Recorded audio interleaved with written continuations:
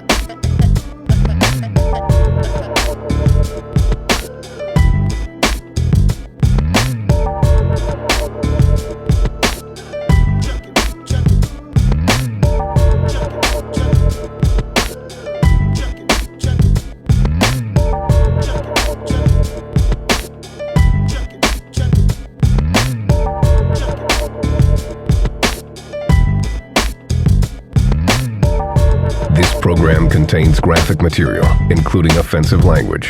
Discretion is advised.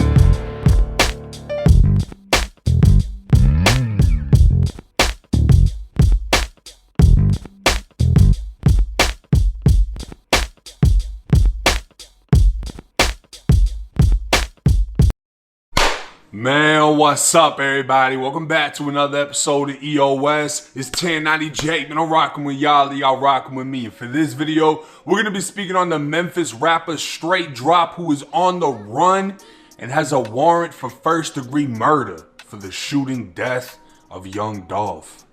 January 5th, 2022, the tragic case of Memphis rapper Young Dolph took a major turn when law enforcement announced the suspect. 23-year-old Justin Johnson, a local rapper who goes by the name Straight Drop, is officially wanted for the first-degree murder of Young Dolph, and the Memphis Police, U.S. Marshals, and Tennessee Bureau of Investigation are offering a combined reward of up to $15,000 for information leading to his arrest. Straight Drop also has a federal warrant for violating his supervised release on a weapons offense, and his name has been added to the Tennessee's most wanted list. Back in November of 2021, Memphis police responded to a call for a shooting at Makita's Bakery located in South Memphis. Arriving on scene, responding officers observed a camouflage wrapped Corvette in the parking lot. The bakery's windows were shattered, and a man's arm could be seen hanging outside the window as his body laid inside. He was pronounced dead at the scene and identified as 36-year-old Adolph Thornton Jr., who's more commonly known as Memphis rapper Young Dolph. In the days that followed, accusations would carelessly be tossed around, placing blame on everyone from rival rappers to the employees of the bakery. It's well documented Dolph was targeted in two separate shooting attacks, starting in February of 2017 when Dolph had released the record Play With Yo Bitch, a diss targeting Memphis rapper Yo Gotti, who was even portrayed by a lookalike actor in the music video. A week later, Dolph was shot at. It was 6:30 at night when over 100 rounds were fired at Dolph in Charlotte, North Carolina. The rapper sat unfazed in a $300,000 bulletproof SUV, and 2 months later, Dolph would drop a song titled 100 Shots, mocking the shooters by saying, "How the fuck you miss a whole 100 shots?" and titling the album Bulletproof. The song would go gold, and Yo Gotti's artist Black Youngster would later be charged in connection to the shooting, with the charges eventually being dropped. 7 months later, Dolph would get into a fight with 3 men on Hollywood Boulevard in California. At one point, Dolph was knocked to the ground and a man pulled a gun, shooting him multiple times. Dolph would be rushed into emergency surgery, luckily surviving, and none other than Yo Gotti was named as a person of interest in the shooting. Within hours of Dolph's death, it was rumored one of Yo Gotti's restaurants and Black Youngster's grandmother's house was shot up, but those rumors were later dismissed by the Memphis police chief. Within 24 hours of his death, a comedian named Darion Childs would take to Facebook saying, "Man, them folks just killed Young Dolph. I love Memphis, cuz we so gangster." Hours later, the 21-year-old was shot and killed at a gas station. The white Mercedes used as the getaway vehicle will be found days later on the side of an abandoned house, and evidence within the vehicle would tie it to a double shooting that took place days before Dolph's death, in which 2 women were shot multiple times, one of which ended up dying. In both murders, police have confirmed assault rifles were used. Within 24 hours of the vehicle being discovered, a man named Desmond Rogers was shot and killed next door to the abandoned home, leaving many to assume he tipped off the police about the vehicle as he lived next door. Around this time, the internet exploded as a now deleted music video emerged of Memphis rapper Straight Drop rapping in front of the same abandoned home. Straight Drop's associate CEO Bobby is believed to be the owner of the Mercedes. It could be seen in multiple pics with the vehicle on his now deleted Instagram. Bobby, whose real name is Joshua Hewlett, is already known to police as a shooter after a 2020 arrest in which he was inside of a car that exchanged gunfire with another car. The vehicle he was in would crash out after attempting to escape police, and 3 suspects, including Bobby, would be arrested. A picture of another associate named Jojo Splat shows him in front of Bobby's Mercedes, and a music video shows Jojo, CEO Bobby, and a man wearing a Bass Pro Shop hat identical to the one worn by one of the murder suspects. CEO Bobby can also be seen wearing a PRE chain, the label owned by Young Dolph, and it's believed Bobby got the chain after a PRE member was robbed, which they bragged about on Instagram Live. You see that, Joe? They like them trains bought. Like, shit got bought over here. Like, shit got bought over here. Them hoes legit, family. No cow. That's a 5-figure discount off a rapper nigga. Off a rapper nigga. It's that one. The fat one. It's that one. Oh, yeah. Say bye bye. Them folks did not say don't say that. I ain't bought shit, all stolen. I ain't bought shit, all stolen. Bobby would be arrested only 7 days after Dolph's death, after being questioned about a stolen vehicle and police finding weapons and drugs inside of his girlfriend's apartment. Rumors quickly spread he was arrested and being questioned over the death of young Dolph. At this time, it isn't clear what evidence police have against Straight Drop, who remains the only suspect wanted for Dolph's death, but it's guaranteed the $15,000 being offered by law enforcement is nothing compared to the amount of money on Straight Drop's head. Now, if y'all have been following everything that happened after Dolph's death, this case and everything about it was pretty much solved by the internet, by YouTube, by mad people putting everything together, finding this dude, accusing this dude. But what's dangerous about that, right? One guy out of everyone that's been accused is actually wanted by the police. But every time someone is falsely accused, like Makita's and all the employees of the bakery, that's putting their life at risk. It's always easier to be the one criticizing than it is to be the one that's criticized. It's always easier to point the finger than it is to defend yourself. And what happens with this is people throw out all these accusations because they know it's going to get views, they know it's going to get attention, it's going to come to their channel, they're going to get subscribers, whatever. But they're not taking into consideration the fact that these people actually live in the war zone that's known as Memphis, where people are getting shot the fuck down. People that are on the internet, the majority of them, they don't live that life. They're not in that environment. And a lot of these types of channels don't even show their fucking face for 2 reasons. For one, they'll be held accountable for all the lying that they're doing and people know who they are and they'll possibly get ran down on. And for 2, their credibility will be gone when people can see that you don't live that fucking life. You ain't never been in the streets. You ain't never been in prison. You ain't never been involved in nothing. So why the fuck should we listen to you? But to be honest, it doesn't take a gangster or a street affiliated person to put this shit together when all of the evidence is on social media. These rappers, these killers, these gangsters, they put everything on social media. And all people have to do is just put it together. Now, I'm interested in hearing what actual evidence they have against Straight Drop, whether it's DNA or whatever. They're saying that they found evidence inside of the Mercedes that linked the Mercedes to Dolph's shooting and another shooting.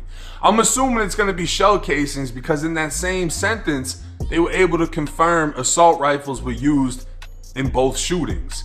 Gunpowder isn't going to tell you that, but if they found 7.62 shell casings inside of the vehicle, like what a Draco shoots, which is obviously the gun Dolph got shot with, that's how they'd be able to piece that together. But we'll just have to see how this plays out. I'm sure in a matter of time he's going to get caught, because when's the last time somebody got killed and the killer just disappeared forever, especially a rapper? It just doesn't fucking happen. He's going to get caught, and with that, other people might get tied into the case, because when you're facing forever in prison, people start to talk. But hey, it's 1090 Jake. I'm rocking with y'all, and y'all rocking with me. Until next time.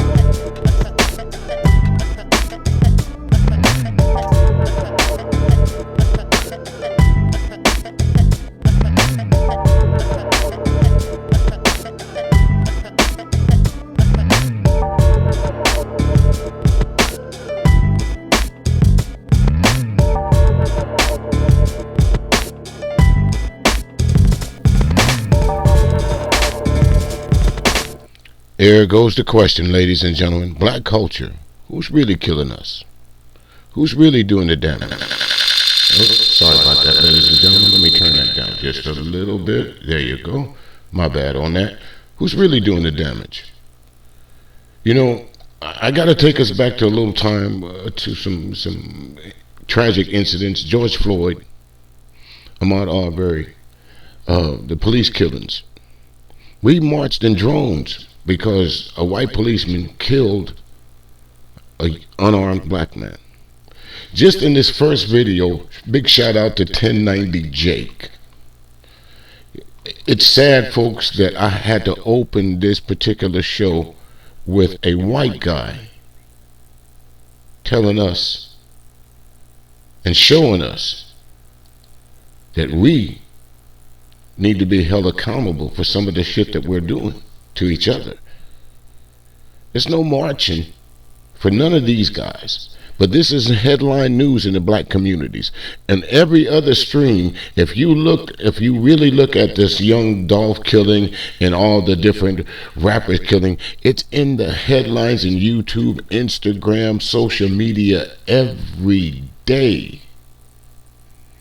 These kids with money, these kids signed these rapping contracts they got money, but like this one kid with this video with the Mercedes. He had the Mercedes, he had the money, but looked at the surroundings. It was a war zone. Trash all on the ground, the place unkept, with a hand stack full of $100 bills. Instead of building up his community with that money that he had, he just rather flash it on the internet. How many folks in that opening video are now dead? Based on what? Words.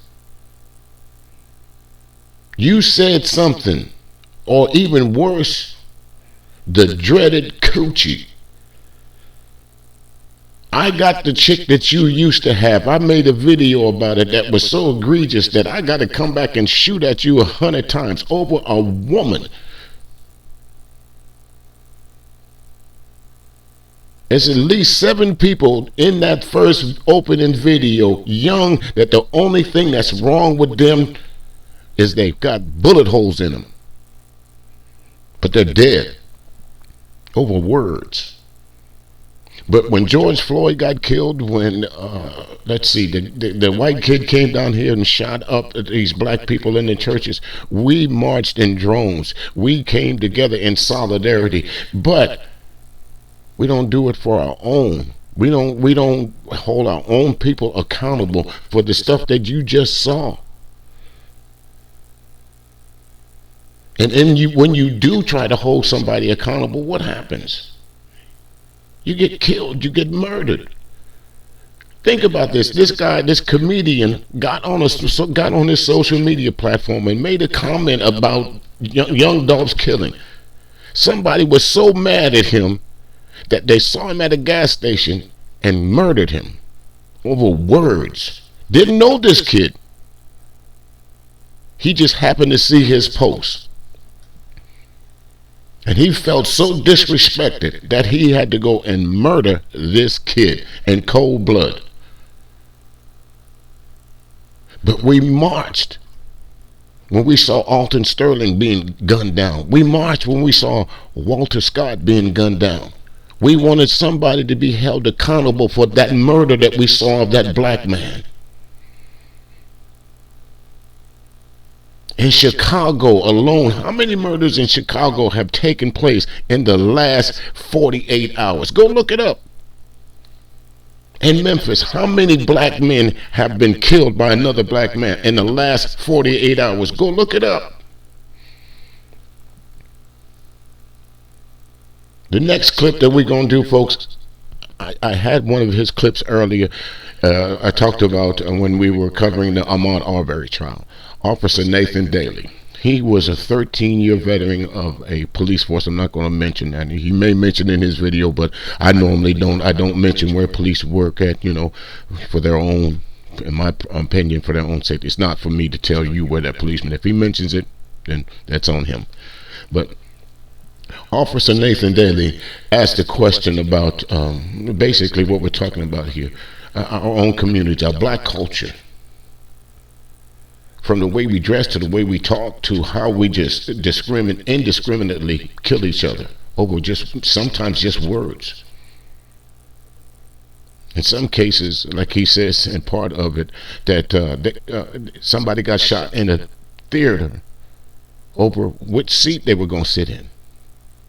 How simple was that to solve? All right, man, go ahead, sit there. Now pull out a gun, pow, pow, pow.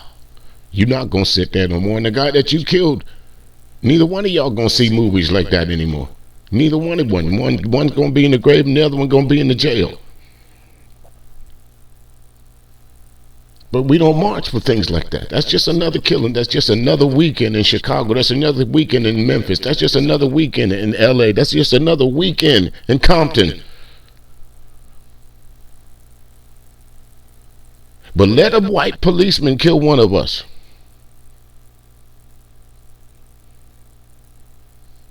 Everybody wants some hide.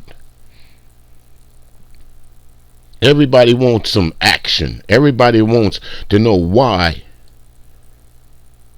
the policeman killed one of us and nothing happened. Okay, well, why don't we ask the same question? Say, you know, folks, I don't live that life. Like 1090 Jake said, I don't live that life.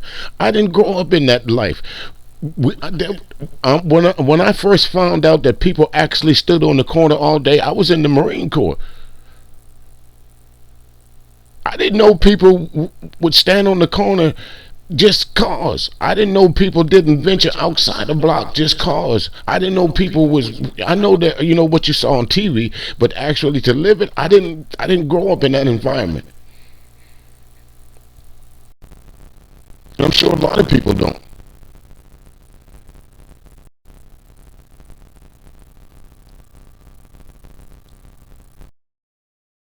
Some officers don't take that responsibility. Like, they just don't really care. They don't make that effort. And, you know, it's a problem. It's a problem. And the community is saying we don't like that. We don't want callous people doing this profession. You can't be a police officer and not care for the people you're serving. Period. It doesn't work. I got one more thing, and then I'm going to let somebody else talk. Mm-hmm. I truly believe that it was the sister on the jury who was the problem, that said, no, she got to get something. She's got to get something. She's got to get charged with something. Let me answer that first. One person does not convict any one person. One holdout can change a conviction, but one person cannot convict someone. So just because there was a black woman on the jury, that because there was a white woman that killed her, see what I'm saying? That's the mentality of us. That's exactly what I mean. That's the mentality of us right there. Oh, she got to get something. She killed that man in cold blood. She got to get something. I believe if it wasn't for the black woman on the jury, she would have walked free. We're quick to want to hold white America accountable for killing us. Check this out. See what I'm saying? Wait, Nathan will say it. Hold. You know, how do you feel about that? I mean, you know, I don't know. I know the jury was, I know there was 2 Asian, 1 black, and the rest were white, if I'm not mistaken. And we don't know who. It could have been a stalemate. There could have been half and half. You know, we have to stop discrediting white people. I agree. You know, we have to stop discrediting them, you guys. And I am in agreement. Sometimes you have to stop discrediting white people. Listen, if you go on my channel, I talk about everybody. No fuckery is out of the realm of what I'm going to talk about. If it's a white policeman killing a black man, I'm going to talk about it. If it's the insurrectionists saying that January 6th was just a walk in the park, I talked about it. If the sisters out here doing ghetto gagger videos and then acting like somebody done them wrong when somebody called them out on, I done talked about it. If it's the brothers out here shooting up each other, I done talked about it. But that's what you're supposed to do when you have a platform. But a lot of these platforms on YouTube that you go to, folks, there's no kind of news going on at all. Shout out Taz Exclusive. He says he's the GOAT, but you know, that's up to you to say. But at least when you go to his channel and channels like Officer Nathan Daly here, you getting something. Thought-provoking. Is black culture the problem, or is it the police? We make up 13% of the population, like my man said. So you got to figure out like this. I'll just use this round number. For every 100 black men that get killed, the police may kill 2.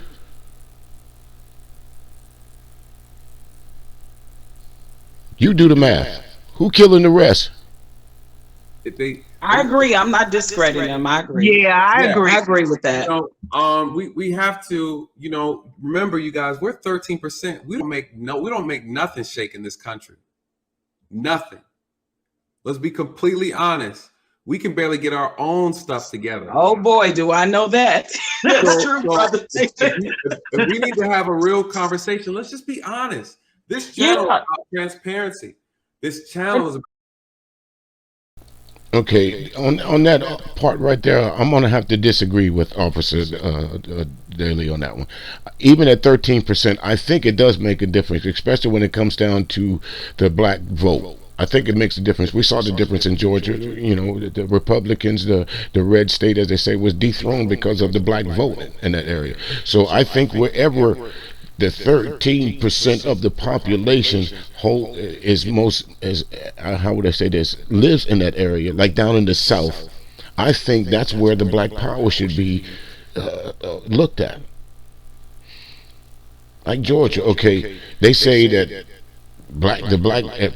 if what Officer Daly just said, if we don't run nothing, then why are they having all these laws enacted, over 200 and some, almost 300 some different laws acted in all these different states to curtail the vote, if it didn't mean anything, if it directed at black and brown people, not at white folks, if the 13% didn't mean anything?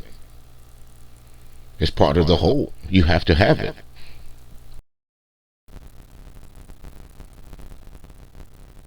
That's why I was saying I was just using how the example of the things I saw, how I group, like what examples, like what type of things. I'm gonna tell you what we can do. First, we need to address the problem. The issue is our culture in this country. Black culture is extremely toxic. It's extremely, look at, man, a lot of it is. I agree. Even with each other. With each other, with the entertainment industry, with reality TV, with music. I agree 100 on that one. So yeah, so we have to start addressing what is teaching our children. We have parents, we have homes that are broken. We have 15-year-olds. We just had one killed and shot the other day here in Atlanta. 14 years old being shot. We have kids, you go down in Atlanta in the city, you have children out after 2 o'clock in the morning. I don't even go in the city anymore. We had someone get shot in the movie theater in Atlanta watching Spider-Man. Could you imagine? Arguing over seats. We have a lot of our young Black men who can't control their emotions. We have Final day of the year. 6 people are recovering from a chaotic gun battle that erupted on the streets of Germantown just last night. That includes a woman who is critically injured in that set of 6 people. Newly released surveillance video shows the lawlessness, the shootout, where more than 80 shots were fired. Action News reporter Katie Cattrall working this story for us tonight, live at police headquarters with the details. Unfortunately, Katie, gun violence has been a story that we have dealt with all year. It has, Shari, and as you mentioned, gun violence has gripped this city this year. That latest shooting in Germantown, police say around 87 shots were fired. Both community members and leaders say they do not want this trend to continue into the new year. The gun violence needs to stop, though. It really does, because it's about to be a new year. Surveillance video captures a hail of bullets flying through a Germantown neighborhood just before 11:30 last night. Police say around 87 shots were fired, sending 6 people to the hospital, including a 21-year-old woman shot several times in the chest and torso, leaving her in critical condition. 5 men ranging from 19 to 29 years old in stable condition. The gunfire was exchanged at the corner of Germantown Avenue and Collins Street.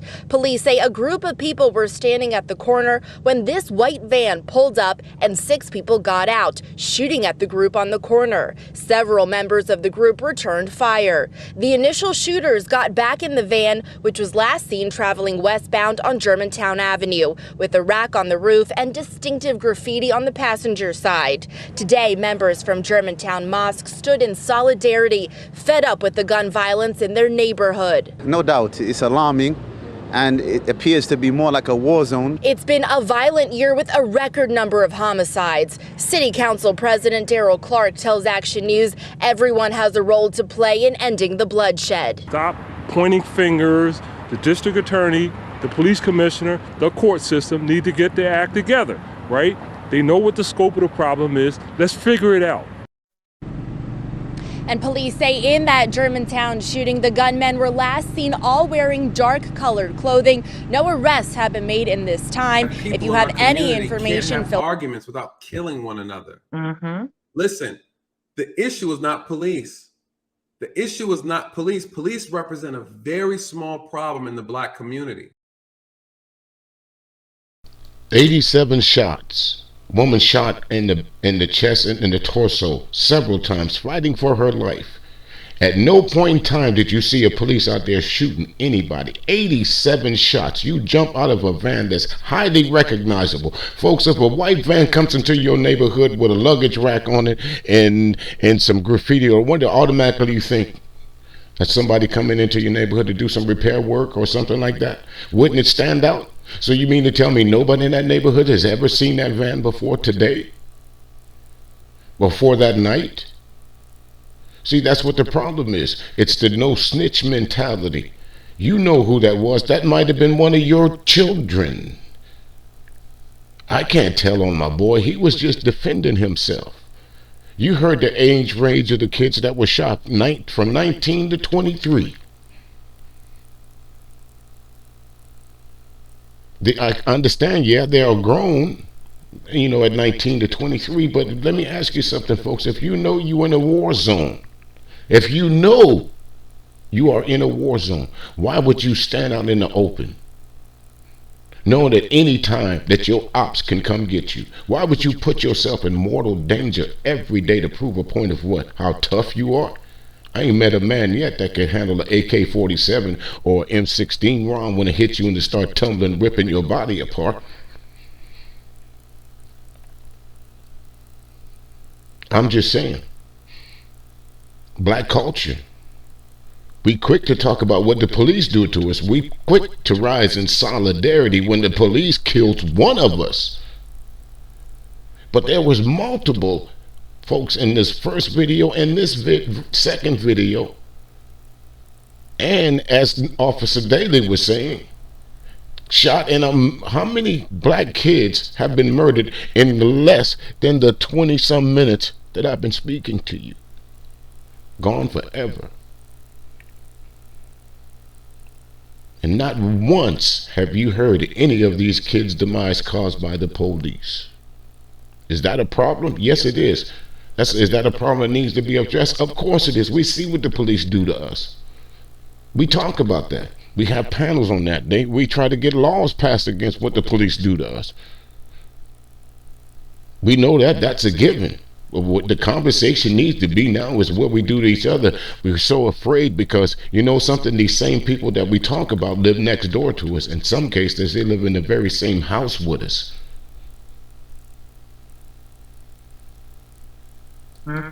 We are taking ourselves out. What is the most dangerous thing in our community? Our people. What are we doing to ourselves? We are more of a threat by the things we put in our mouths, the things that come out of our mouths.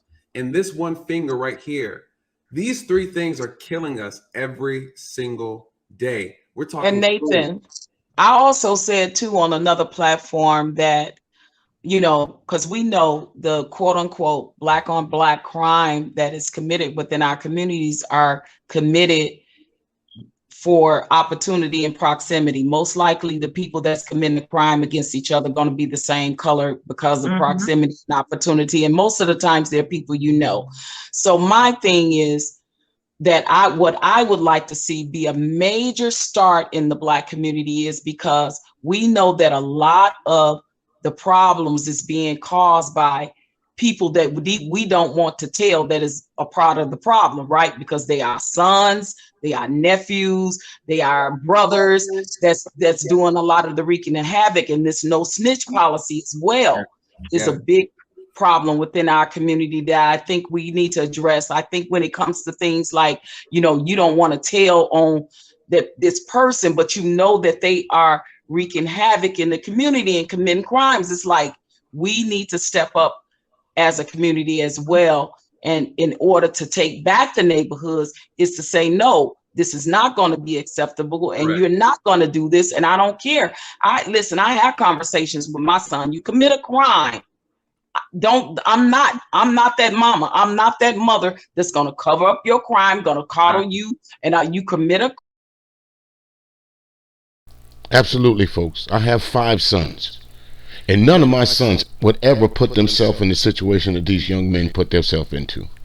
Whether they lived with me their entire life, whether they grew up with me, or whether my sons know that from the background of the folks that they came from, we do not gang bang, we do not rob, we do not steal, we do not sell drugs. We are hard-working men. So not every young man that doesn't grow up with their father 24 hours a day, 7 days a week, turns out like these young men that we're talking about today. No one can tell me that that's the whole of our black children. It isn't. There's, just like we used to say in the Marine Corps, it's that 10% privates. It's that 10% that no matter what you do, they will never become Marines. And it's that 10%, folks, no matter how much discipline you try to instill in these young men and in these young women, they will never be nothing more than hood rats and thugs and thieves and murderers. And there's only one way. When you see roaches in your house, what you do? You find ways to get rid of them. But we don't do that because they are our children. We're supposed to love them unconditionally. But when they go out and murder and rape and steal, and like the young lady said, it's normally who they rape and murder and steal is somebody that you know, because a criminal, as we all know it, is one of the most laziest people on this planet. So it's about proximity. They stealing and killing you.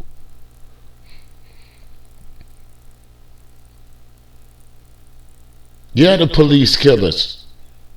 For those of you who gonna come down in the comments, oh, you just caping for the white man. I'm not caping for no white man, because I've called them out. Check yourself. I put them on Front Street on my videos. This shit ain't right. This is not right what you did to George Floyd. This is not right what you did to Ahmaud Arbery. This is not right what you tried to do down in Georgia, stealing the vote. I talked about Donald Trump long before you guys made it popular in these YouTube streams. Go back and check my radio programs that's in archives over there in Mixcloud.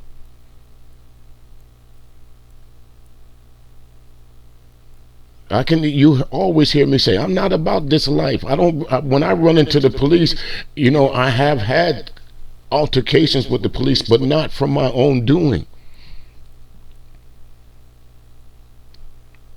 So the folks try to compare this. That's comparing apples to oranges. A lot of us that get killed by the police, it's not from our own doing.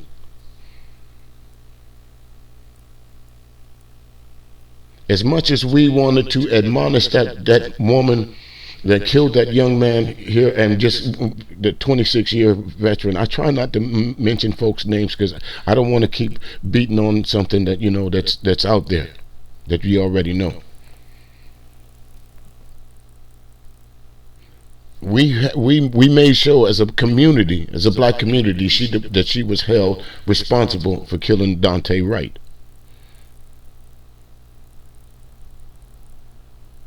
But matter of fact, here, let me show you another video. Here.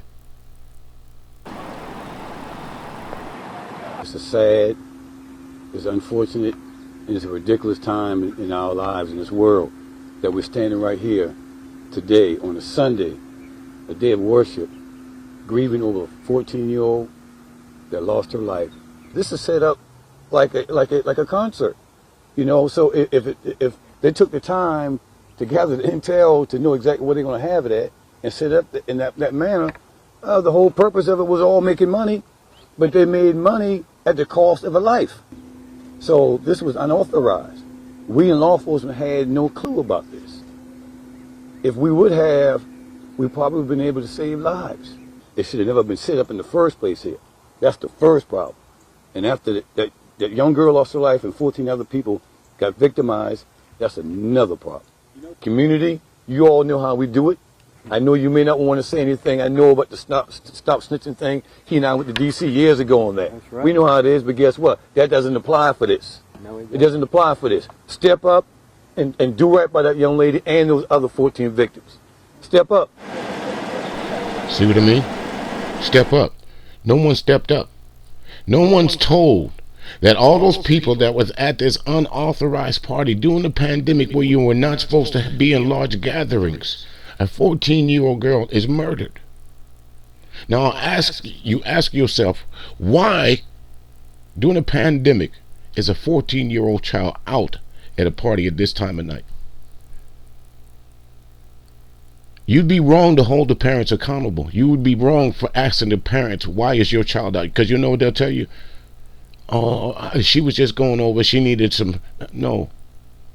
Again, we don't want to hold each other accountable for the smallest of things, and the smallest of things would have been for her parents to say, no, you cannot go to this party. Number one, there's a pandemic out there. The corona, whether you believe it or not, is killing somebody. Something's happening that thousands of people, millions of people have died already. So are you willing to put your 14-year-old child at risk over a good time? See what I'm saying again? Black culture. Sometimes we put partying ahead of everything. Now this young lady's gone forever because somebody got mad at a party about what? Over some words? Over a girl? Over a car? Over a song? Or did somebody do the almighty sin of stepping on my brand new white Jordans? You got to die for that. Crime unnecessary that you don't have to commit. Right. you're going to face those consequences. Now, if you're trying to defend your very life or something, that's a different story. Right. You know, you have the conversations, you raise them right from wrong, you raise them to respect the law and all those things. But there are a set of people in our communities that know that they have these sons, these nephews, these cousins, these brothers that are doing these atrocities, that are bringing the community down as a whole too. So yes, and we have to take accountability for that as well. I agree. And listen, here's the thing: we have a community now that exalts criminal behavior, right? Yeah. We push down and we insult those who are intellects. We insult the quote unquote nerds, right? These guys and gals are not popular. We don't listen. What is that? What's the lady's name? Who got the Woman of the Year award for the music? WAP. Cardi B. And yes, so these are women that are now being exalted in our community, and no taking away from them being an entertainer and their music and things of that nature. But what is it saying, right? Who are our real leaders? We are looking for entertainers and athletes. These are the ones that we're listening to. Is he wrong? He is absolutely not. Because you notice one thing. See, you notice when he asked who the lady was that made WAP, everybody on the panel knew. But I would guarantee you this, folks, if Officer Daly had asked who was the first black woman astronaut, how many of these ladies would be dumbfounded? No disrespect. Because we exalt women like Cardi B for the WAP. But we don't hold in high praise for the lady, as they call them now. I learned out what this is, the educated lane, busting out of L7 for you old school Rick James, busting out of L7 in Squaresville. You had to be something. You had to do something to bust out of being considered an educated lane, or you wouldn't get the girl. And if you look at if you remember the first video clip, everything leading up to young Dolph's death was on video with millions and millions and millions of views. Millions and millions of views. But when that young lady did the poem at the inauguration, everybody from Tariq Nasheed on down to whoever had something to say of how she was being a mammy. She was getting her butter biscuits because she's an educated layman. She just fallen into the trap of the white man. Y'all remember how they dogged her? Y'all remember how black people dogged Simone Biles because she said she was having a mental lapse? Y'all remember how they upheld and said, I understand what Sha'Carri Richardson was going through. I lost my mama too. I lost my mama too, but I didn't go out and smoke me no blunt. Especially if I was in the Olympics and I trained my entire life to get to one of the highest sports stages in the world stage, to where your name could go down in history forever. And you tell me you couldn't stay away from weed. And black culture understood that. Black culture said, she all right. Then she came back and got her ass handed to her. And we talked shit about the Jamaican women that beat her. They stayed in their training regiment. And they whooped her, not once, not twice, but 3 times. One time she came in dead last. And we found a way to say, it was all right, Sha'Carri, we understand. Y'all remember that? Let's do another quick video. Here, check this out.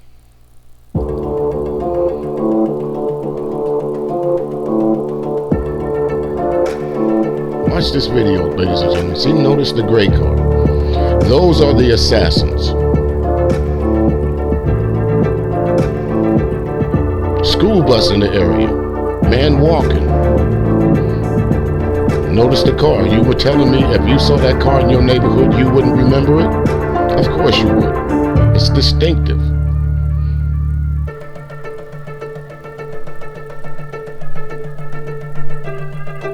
More people walking around. They're still surveying their ops.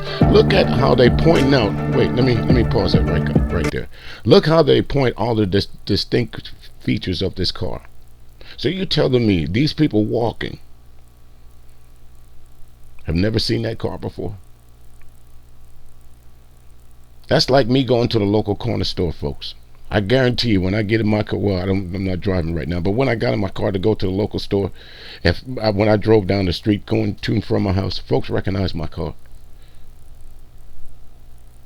If nothing else, they recognize it by the license plate that says, the front vanity license plate that says music. Picture that.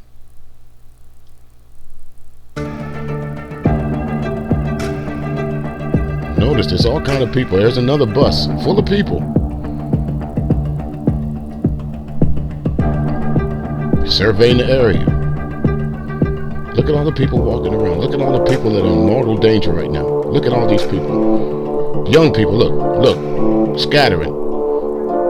Look at the bullets flying.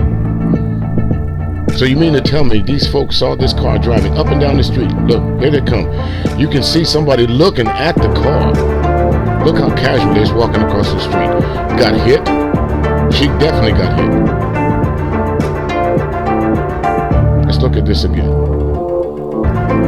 She definitely got hit. Watch in slow motion. Look at the bullets flying. Look at this. Did he get hit? Yes, he did. There's another one that took a shot. See? They ask if you have any information. Do what? If you have any information, you mean to tell me, folks, nobody recognized that car? Nobody. Nobody knows that those folks in that car were criminals.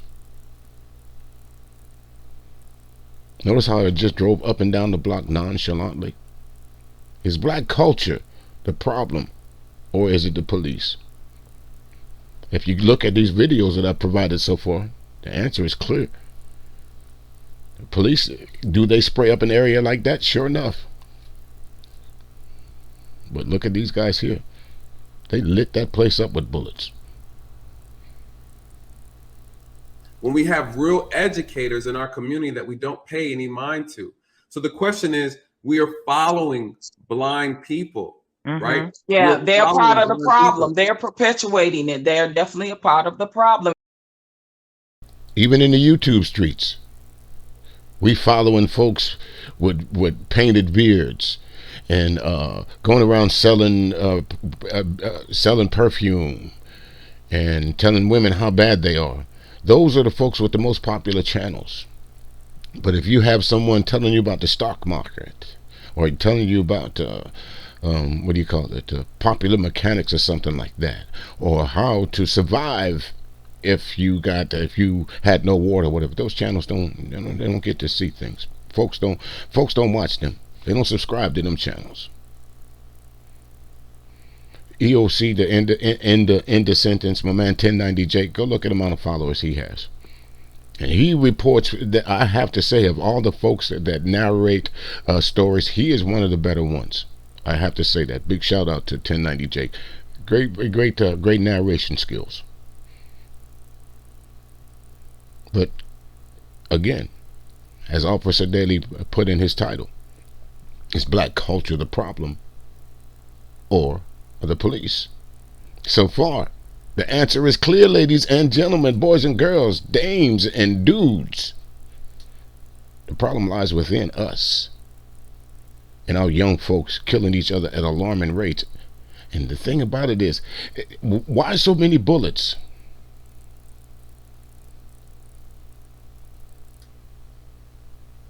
Why shoot randomly? Why shoot? If you got ops, why not just go after that one person? Why just take innocent victims out? They say that don't happen. Police only kill innocent victims. Police only do that. Black folks don't kill innocent victims. I beg to differ with you. Keep thinking George Floyd. Keep thinking George Floyd. Keep thinking George Floyd. I'm going to show you exactly what I mean in a little while. Officer Daly. They're not part of the problem because no one asked them to be leaders. The thing is this: we are educated people. We know how to spend money. We know what to do, the things that we want to do. The question is, we see the things we need to do and we avoid it. So the question is then, yes, we have a responsibility to ourselves to make sure that we do things on our own. We can't complain about a subgroup in this country and then ask them to fix our problems. It doesn't work like that. Yeah, we have to fix it from within. I agree. It starts with within first, at home. It starts with at home. And you guys, I have to tell you, I've been in a lot of homes in our community. And a lot of these parents, single mothers, right? A lot of single mothers in our communities cannot control the children that they have. And this is no shot to our single moms. Ooh, that is a powerful statement. Why is it so powerful, folks? Because a lot of times when a child gets out of control, who do they call? They call the police.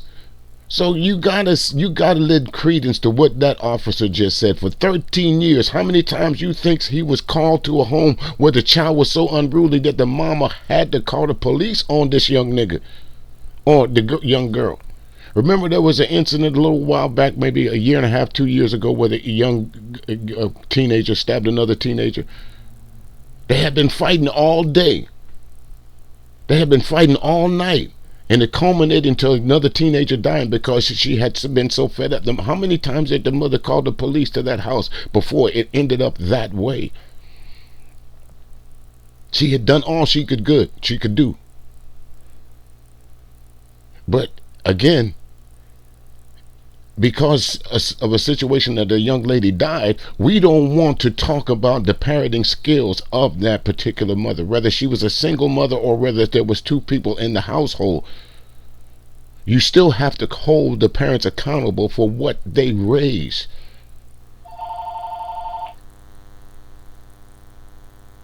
No, that's more big mamas. That's the truth. So when I'm arresting these children, right, for all types, they're in people's homes, breaking in their homes, they're robbing, they're stealing, they're shooting each other, right? Whatever crime you want to label it, and I arrest them. It's the mothers that I have to go and speak to. It's the mother who has to tell me that, well, he's just following after his brother. Where's his brother? He's dead. He died. He was killed. Where's his father? His father's in prison, right? Yeah. So the problem is, it is on us. It's no one else's responsibility. It's not the police's responsibility. If I were to take our community and replace all of them, all the officers who patrol that community with black officers, we'd still have the same outcomes. And well, where was Dante's father? Where was Dante's father in all this? Well, you see, he showed up. Yeah. The news camera showed up. Yeah. Now, where was he at the scene of the incident? Where was he? These are questions. Now, let's look at Dante's lifestyle. Boom, another good question. It's like in basketball. They say, well, the father was absent. As soon as the child starts doing good, the father pops up. How many movies have we seen with that? Remember the Denzel Washington movie and the guy Jesus? I forgot the basketball player's name, but a pretty great basketball player in his own right. Remember that? The father was in jail. They let him out. The university, whoever they wanted the kid to sign to, made the arrangements for the father to get out of jail to talk his son into going to that particular school. Remember that Denzel show? Remember the movie, the Tyler Perry movie where the coach went to the Meet the Browns, where the father died or whatever, and the lady that lived in Chicago with two single, a grown boy and a little girl, moved back down to the country to claim her inheritance. Remember that? Rick Fox played that. the love interest of again, the lady's name escapes me, but y'all know what I'm talking about. Those type movies. It glorifies that kind of thing in our neighborhoods.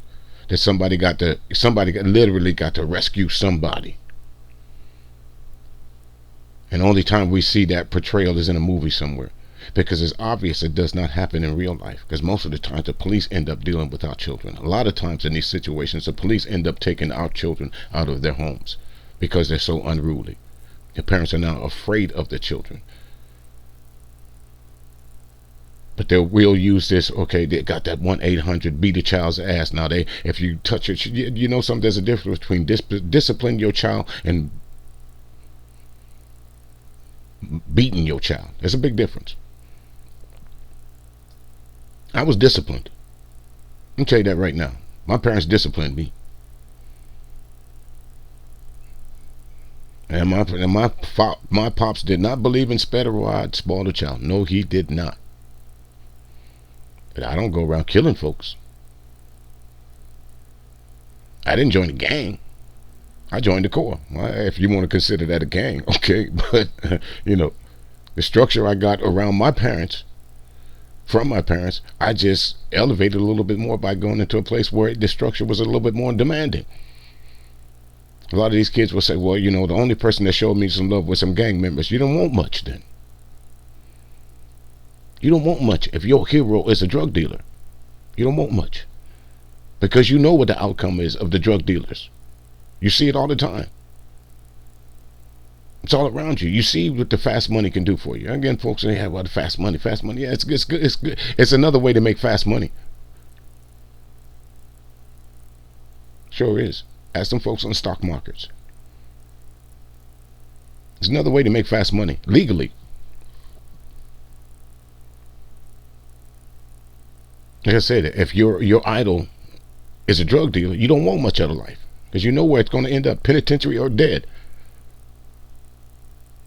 That's the life you want, then, you know, see you right about 26, 27 when somebody's talking about your obituary or you on a t-shirt somewhere and they come up next year releasing some balloons on YouTube for you.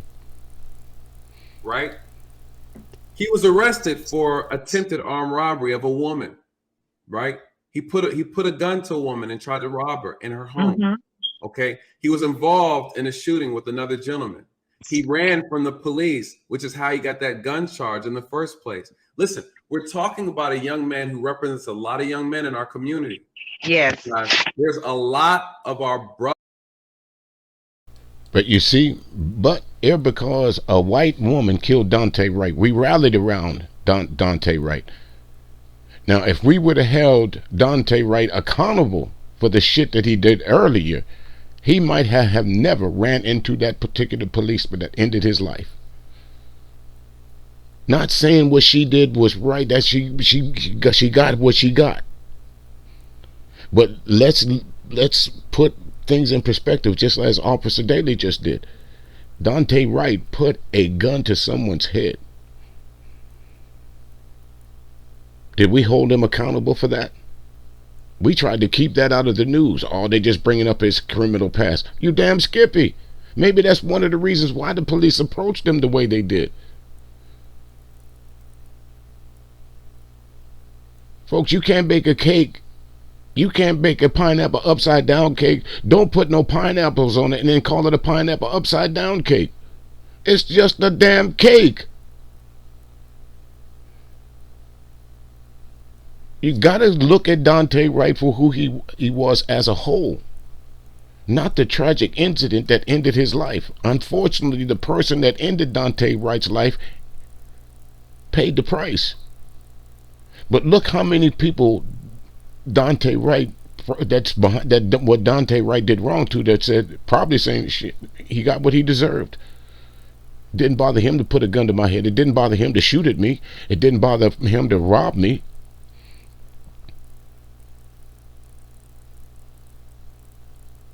I have some friends in Chicago, and they tell me that, you know, every once a year the little 15 to 19-year-olds come out and they hijack every car they see in sight.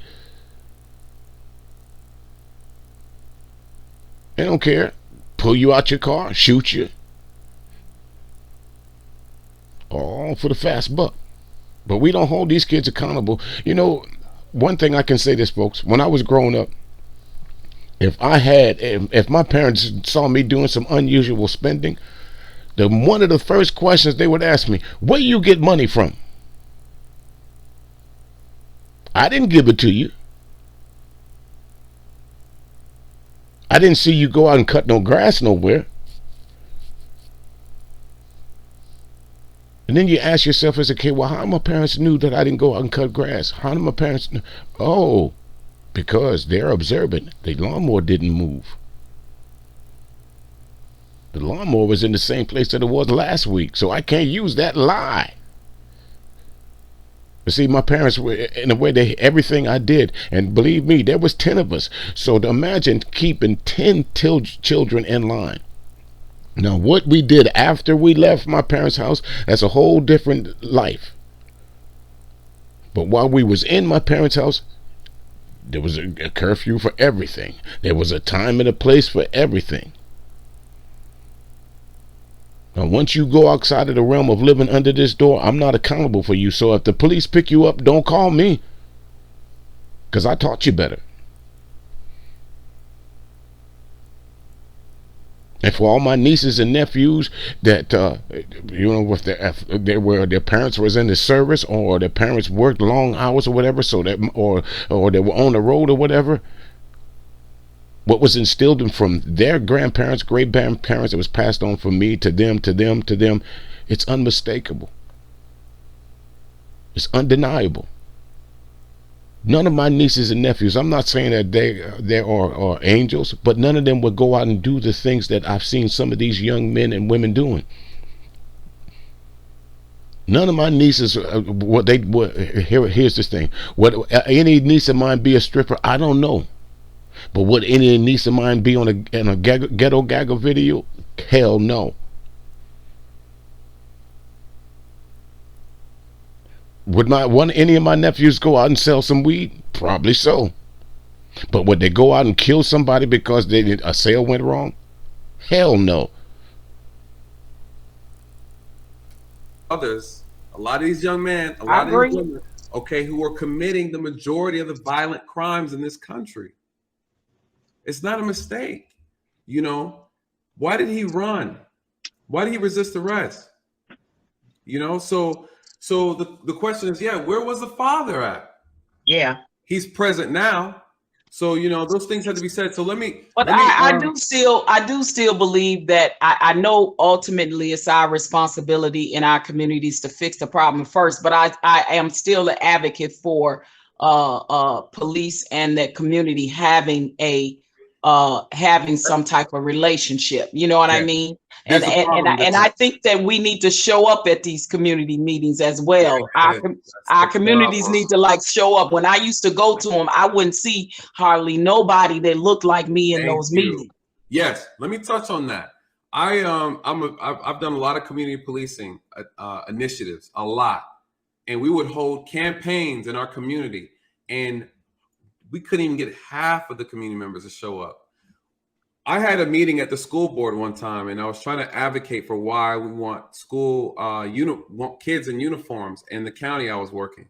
We talked about the dangers of these kids carrying and concealing weapons. We talked about why our children in our community, the Black community, are so distracted with material things. We have kids fighting and killing each other over tennis shoes in our community, over shoes, you guys. And so we said, listen, because here's the data showing that we are so addicted to stuff that don't matter in our community. I said, listen, if we can just get these kids in uniforms, we can eliminate 80% of the distractions these kids go through. What happened? You know who challenged?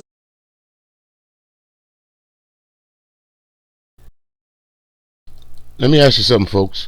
When have you heard in the news of a school shooting in Japan? I'll wait. You know who challenged the board? You know who were the #1 advocates against uniforms? It was the parents of the kids. So what I'm saying to you is, in our community, it's so easy for us to chew up lies. We just eat it up, but we'll never swallow truth. And this is the problem.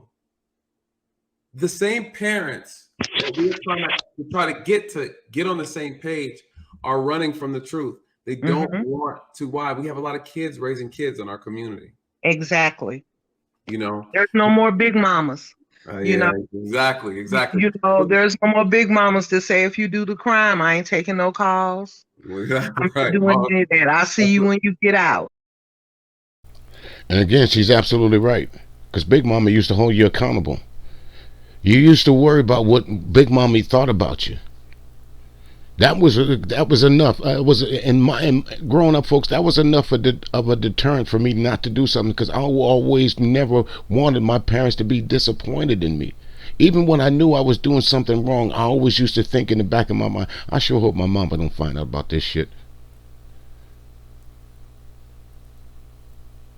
A lot of these young mothers, whether they're single or whether they're in the household with their children, they treat their children as friends. They let their children go outside of the house in some of the most revealingest clothes. When my youngest son was in high school, we had to go to a meeting in his high school because he's autistic. So we had to go to his high school. It was hard for me to distinguish who was the student and who was the teacher. And that's bad on both sides. Why is it bad for the teachers? Because number one, the teachers was dressed up as hoochie mamas too. The teachers was there with short skirts on, extra tight pants.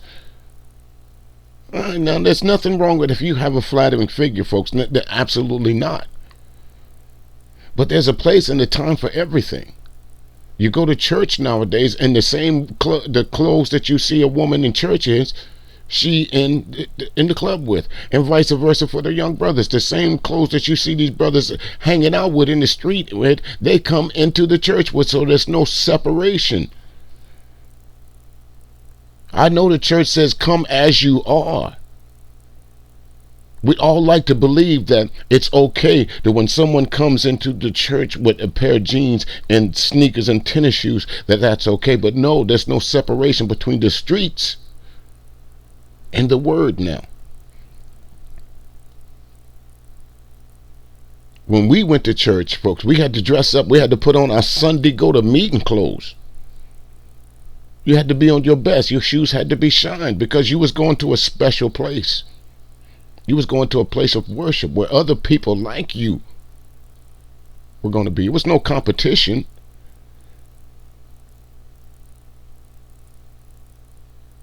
But nowadays, club, church, club, church, church, club. What dress should I wear? Tell me I'm wrong. Right, that's what my mama said. Listen, let me rotate you guys because I want to hear. I got Well, you can take me out. Thank you. It was really nice talking to you, and I watch your channel all the time. And thank you for translating. Oh, thank you. It's my honor. I appreciate it, Lenore. And I appreciate you too, Nathan. I'm gonna step down as well. I like the dialogue, and I like to hear both sides of the perspectives and views and opinions. So I appreciate it. My bottom line is I want us all to be on one accord and find solutions. And it's all of our responsibility. It's the community, it's the parents, as well as the police officers as well. Everybody has to be held to a higher standard and realize that way communities are going to heal from things like this and we get the crime rates down is that we all work together. But ultimately, yes, it starts with us at home first. Thank you so much. Thank you. Well said. All right. Absolutely right, folks. You know, it's not the only thing. Charity is not the only thing that begins at home. Like I said, folks, let's do some time here. Folks, a lot of folks will say, well, my child is a product of a single home. That's why he's so bad. Okay. Let's do some addition, some good old arithmetic and subtraction. Both parents work 8 hours a day, right? Okay. The kid goes to school anywhere from 6 hours to I think the minimum amount of kid would be in school is 7 hours or something like that. 7 hours a day. Okay. Now, kids come home from school, parents come home from work.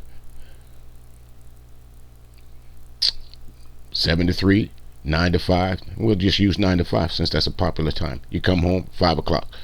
Let's not throw in travel time.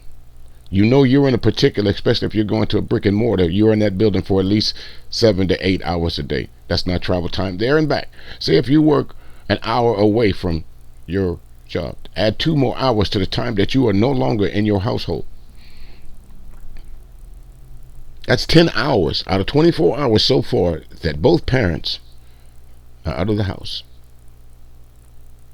Okay? That's every day. It's 24 hours in a day. Now, the parents come to the house, there's some dinner time. Okay? Kids are doing what they do. Some of them go to basketball, some of them go to football, some of them have extracurricular activities. So there's another 3 or 4 hours that you usually don't come together as a family, and unless that you are a structured family to where you have a set time to do everything. Dinner time is at 6:30.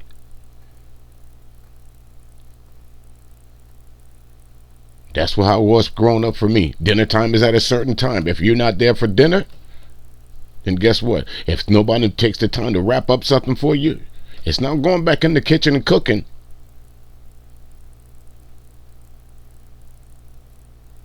Hope you ate before you came here. Because you're not going in the kitchen to cook anything. So again, that's at least another, let's say, that's another 12 hours that you and your children are not in the presence of each other. Okay? That's 24 hours in a day. Most of us go to sleep. Most of us get 5 to 6 hours of sleep a day. They say 8, you need a good 8 hours, but I'm going to say most of us go to sleep and sleep 4, 5, 6 hours. That's 18 hours gone. How many hours are you around your children in direct contact with them? That leaves you what, 18 and 6? That's 24. That leaves you 6 hours of direct confrontation or contact with your children. So in those 6 hours, you have to instill all what you can to make things right, and hope that some of the things that you say to them and during that 6 hours of confrontation and contact with them, that you lead them to the right direction. And that's whether you're a single mother or whether you're in a 2-parent household. Because let's face it, from ages baby to about 9, 10 years old, not unless you have one of them badass kids, you're in control of everything that child does. It's only till when the child turns teenager and starts wandering in and out of the house, going to parties and being outside, influenced by other things, is where you need to really start monitoring your child. Now we have the internet, so now you need to monitor your child inside the house of what she or he sees on the internet. As a parent, that's your responsibility. So you got 6 hours to monitor what your child is looking at. TV, internet, or whatever. Is that asking too much? So don't give me the argument because I grew up in a single home is why I'm a badass kid. Don't give me the argument my daddy wasn't there. That's why I'm a badass kid. The fact that you are 19 years old, 21 years old, and you're going out shooting and killing and raping and robbing, those are decisions that you made on your own. It comes a time that even you have to own up. And as a parent, even you have to own up to realize you did all you could do to raise this child correctly. Now it's time to turn this little motherfucker in.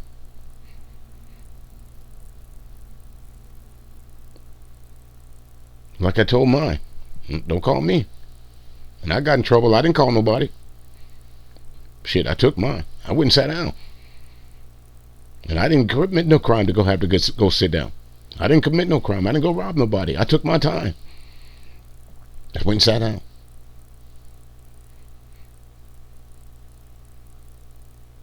Now, let's do this last click here, folks. Remember George Floyd? Remember I said, remember George Floyd? George Floyd. George Floyd sparked a movement. George Floyd was awakening of black Americans saying, we are tired of the police killing us for no reason. Damn it, tear the country down. White folks came out in droves because we all saw officer convicted, officer so-and-so and so-and-so murdered George Floyd. Solidarity was at its highest. Black unity. Lawyers, preachers, doctors, hookers, hoes, pimps. Everybody wanted justice.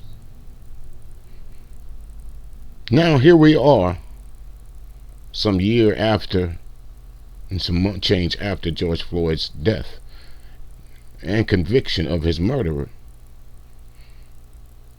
George Floyd's 4-year-old niece shot in her own bed.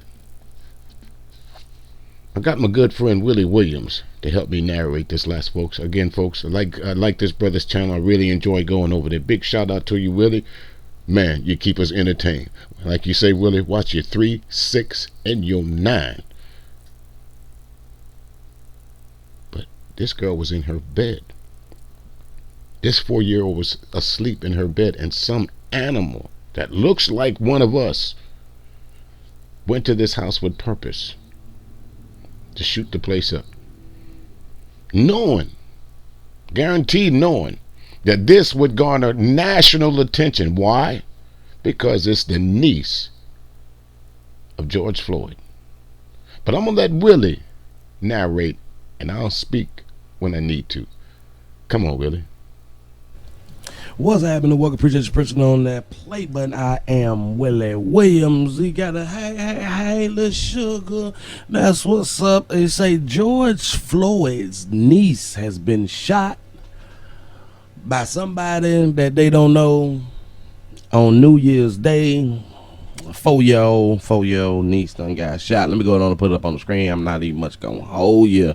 Let me let these people say what they got to say. Hold on, let me slide this back right here.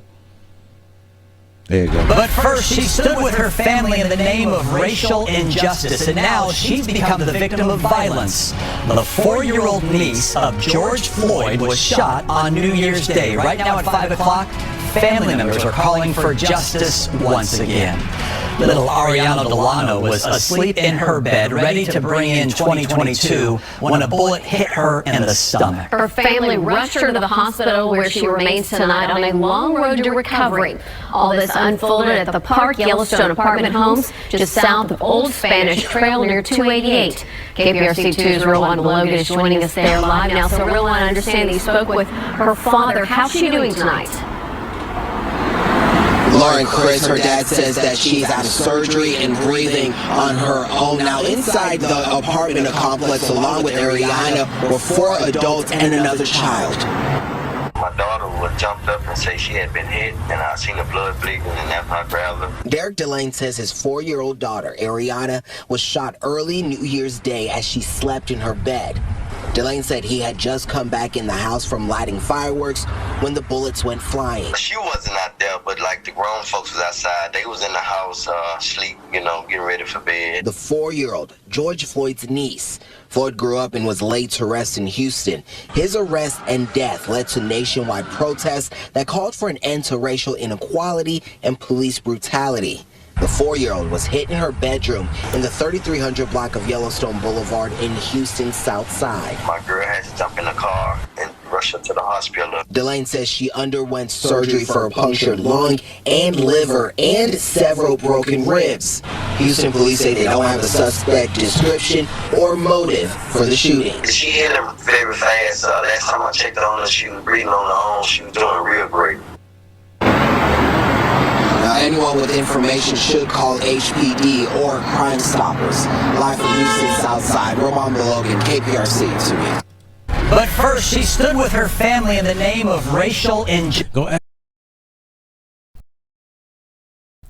Now, before Willie speaks, let me go ahead and say this. Remember, folks will say, where the daddy? The daddy was in the house. So there goes that argument that a lot of folks want to throw out right quick like. That it's all about sometimes the daddy's not being there. Now somebody gonna say because the daddy was in the house, the target must have been the daddy. Taking the blame away from the sorry person that came to that house and shot that place up. Taking away the blame, blaming it on the daddy. Oh, he was not supposed to go home. But yeah, again, you have to hold the daddy accountable. Again, like 1090 Jake said earlier, innuendos. You don't know what went on. But somebody, because they want views, or somebody because they want more subscribers, will find a way to how you say, make the story more juicier than it already is by saying they know without a doubt that the daddy was the target, or the mama was the target, or one of the adults in the house was the target. Taking the blame away from the shooter. Just like they did on Young Dolph, saying that it must have been somebody from the cookie shop that had something to do with it. Put those people's life in mortal jeopardy for some views and some subscribers. Come on, Willie. Ask yourself this: is they gonna shut the country down? Nah, we ain't shutting the country down. We ain't dividing people. This Willie, time I gotta around, stop you right there because quick. I gotta hold it, bro. Hold it. Remember I was saying, where's the marching? We marched in solidarity for George Floyd. Is they gonna shut the country down? Is they gonna tear up the city streets? So far in the course of this hour and some change here, folks, we have known about at least 10, 11, 12, 13 young black lives that's been taken from us for no reason than the fact of words. Now a policeman was involved. Now a marcher in sight. Not a protest in sight. A little memorial. Some news cameras, some news footage, and who can get in the news. But other than that, like Willie said, is they gonna shut the country down? I don't think so. Come on, Willie. Is a 4-year-old and wasn't shot by mistake on purpose by law enforcement? Nope. Law enforcement had nothing to do with this right here. Nope. Will they find the person who had done shot her? Possibly not. Possibly never. But is they gonna shut the streets down? Cause she can't vote. Nah, y'all ain't. It is. It's worse when an officer has a knee on the back and shoulder and the neck and all that shit, right? That's just different. Come on, Willie. Don't hit him like that, brother. That's just worse, huh? That was something so egregious to see a grown man getting killed. I know what you're saying, folks. But how does that compare to a 4-year-old laying in a bed, New Year's Eve, New Year's Day, getting shot? And we ain't busting out in the streets demanding somebody find this nigga. We want a full investigation. Where's Ben Crump? Where's Al Sharpton? Where's the news cameras?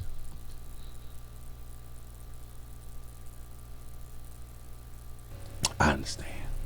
I feel you. But since round here we don't pretend to care in these streets, listen, this ain't the first child that done got shot. It ain't the first child that had done died over here. And I'm pretty sure across the country there's more than one child who have died that they would not put this much media attention on, because the other children who have died today, yesterday, they can't vote not popular. So yeah. They don't, we don't give a fuck. You know what I'm saying? What else can we do? Hell, watch 23689. No, Willie, you didn't hit them with they kin folks ain't popular. They just a kid in the inner city. They're just another kid. Guaranteed, if this had not been the niece of George Floyd, it would not be in the news. Translation for what if you folks didn't understand what Willie was just saying. If this had not been George Floyd's niece, she would have been just another young black victim that you would only see on the local news. It wouldn't have made world news. You heard how they open up. She stood in front for racial justice during the George Floyd trial.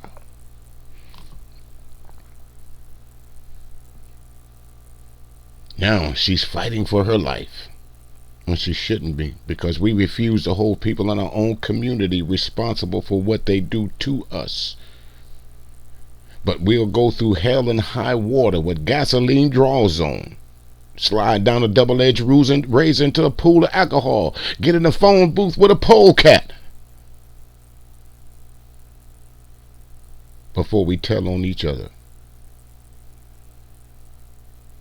Yeah, but she was in the house. She was in bed. I think that's what was said. She was in the bed. So yeah. So even when you was in bed as a child, you gotta watch your surroundings. You got to be kept. You got to be quick. They ain't gonna find the person. We don't give a damn. I hear these screams. No protests in the community.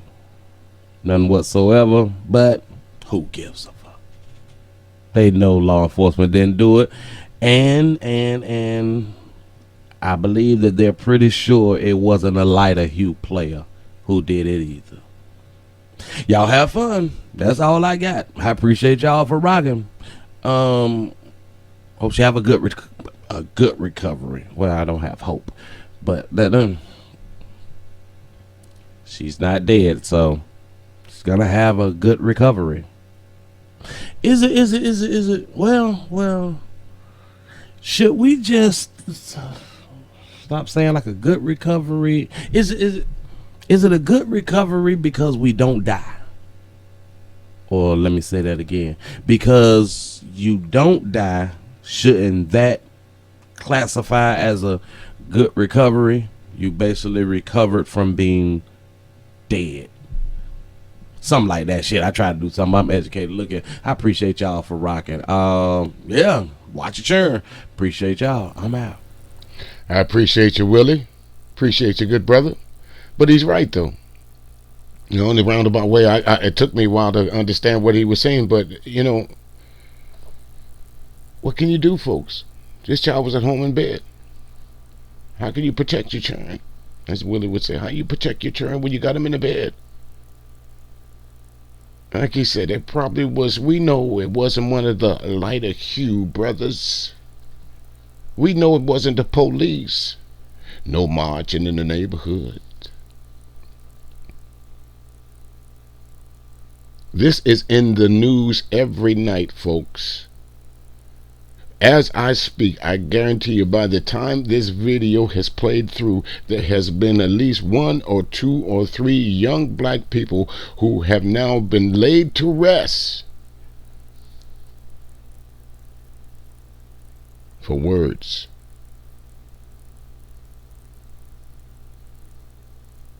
But we want to hold the rest of the world accountable, but we don't want to talk about the shit that we do to ourselves. This video is self-explanatory. You can't argue this point with me. There's no argument here. None of these folks that you see doing this killing are actors. None of these are paid actors here. These are folks that you pass in the street. How many of you folks go downtown Atlanta? How many of you folks go downtown Memphis? How many of you folks go downtown Chicago? And if you see a young group of black men walking down the street, what do? You go to the other side of the street and hope them niggas don't follow you over there. Am I right or wrong?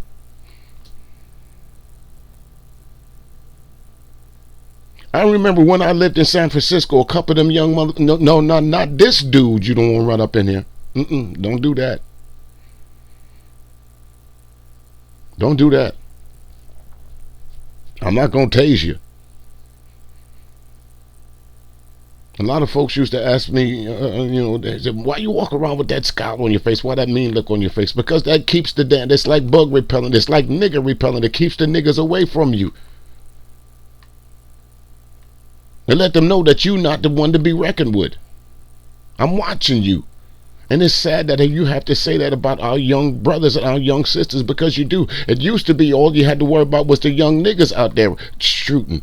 That ain't true no more. Now you got to worry about them girls out there shooting your ass too. This one chick video out there right now, she was in a parking lot pissing because she thought somebody who was turning into the parking lot was watching her. She decides to take out her pistol and start shooting at the car, knowing that she was damn wrong. Bitch, why didn't you take your ass behind the trash can? Or better yet, why didn't you go in the woods squat? Why would you do it right there in the parking lot when you don't know who's going to turn in next? So your ultimate, because of your embarrassment, was to pull out your pistol and start shooting somebody. You was willing to end somebody's life over you pissing in a parking lot. Where's the marching, folks? Where's the "we shall overcome" signs? Where's all the damn news footage of these young black children getting murdered and disappearing at alarming rates in our community at the hands of us? I'm not of that life. I'm just reporting on it. So I'm asking you folks that are of that life. What y'all doing? Where you at? Where you at, lawmakers? Where you at, parents, concerned parents? Where you at, policemen? We know where the policemen at. We already confronted them. We know what the police do. We already know what the lawmakers do. So there's only one thing left to tackle. Parents, y'all got to get these kids in line. You got to stop letting these little motherfuckers out in the street 2, 3 o'clock in the morning. I don't give a damn if you got to put a lock on the door, a padlock on the door. Matter of fact, I guarantee you this. Once you lock a little motherfucker out their house at night and it's cold, I bet you they won't go out there again. Take the coat from them. Don't let them have anything that can confine them to being comfort. Your comfort is on the inside of the house. This is the most safest place for you. We hope, anyway.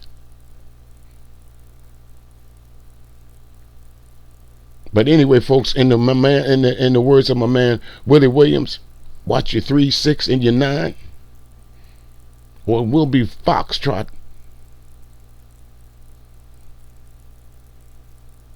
2. And for those of you in the military, you know what that means. That's a confirmed kill. Check the progress. Y'all have a good one.